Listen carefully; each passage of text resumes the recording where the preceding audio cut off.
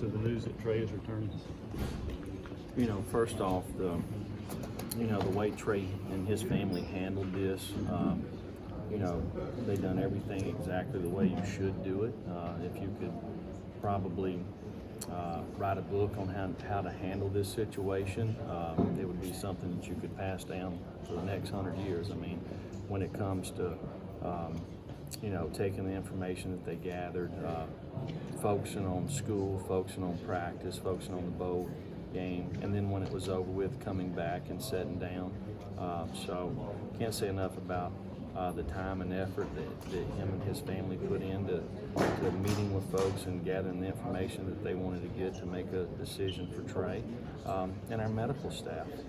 You look at what Dr. Klink and the guys that work with him, what they've done over the last 24 months to, number one, give him an opportunity to play football,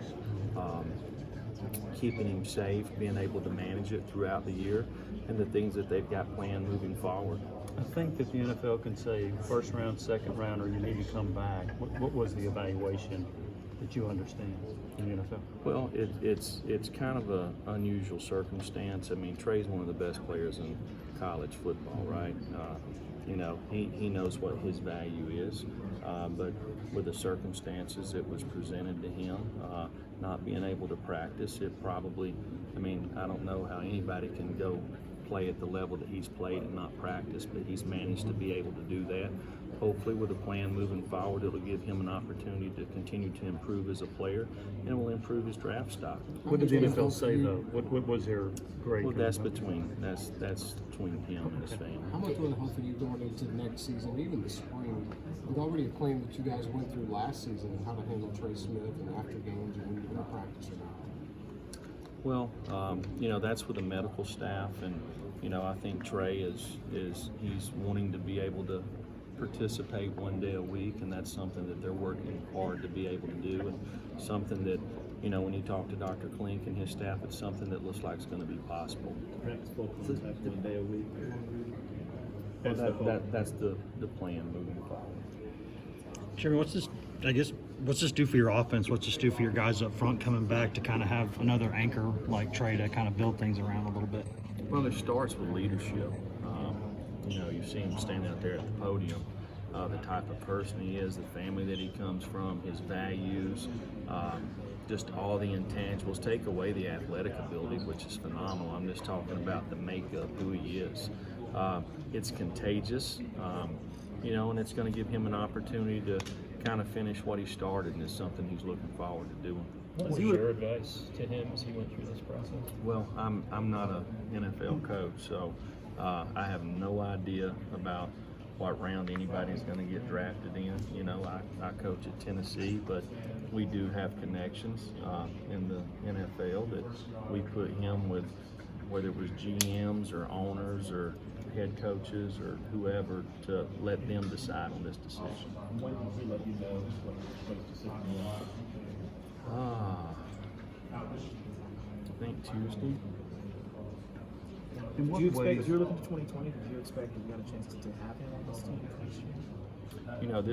We're going to always support our student athletes. If Trey decided to enter the draft, we'd be all behind him. If he wants to stay, we're all behind him. That's between him and his family. We're here to help them grow as student athletes and players while they're under our care, and then we will put them around the right folks to help them make decisions that can affect them for the rest of their life. He had a great year. Where do you see him being able to improve? Well, consistency.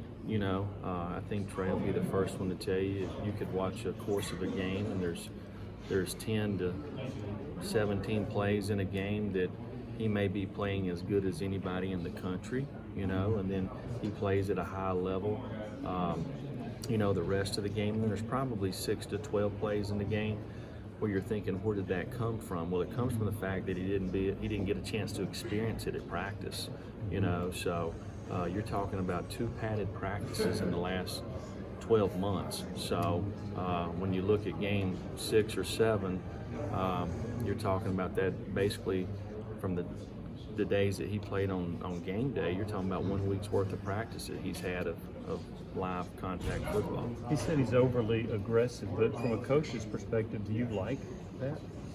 Well, he's kind of got the edge because he don't get a chance to hit nobody during the week, so he's ready to hit them on Saturday. So now Trey's a guy that he's a really good student of the game. He's going to continue to grow and develop, and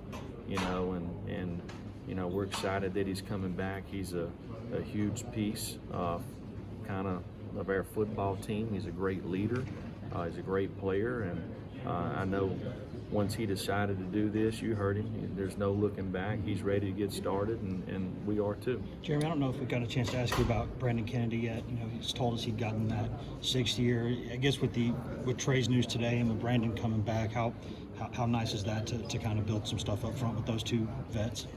Well, there are two guys that's been around for a while. They're very mature. They kind of have a professionalism about them when it comes to how they go about their business, whether it's on the field or off the field. So, and they got a chance, both of them, to be really good football players, and we've got them coming back. So we've got great leadership in that room, and these guys will affect not only that room, the rest of the offense and the rest of the team. All right, one more for Coach. If Trey were to get cleared from once a week full contact practice, do you know when you would slot that in? Do you have a plan for early versus late in the week? We've not went down that road yet, so it's something that we'll talk about as we get closer to that point. Thank you, Coach.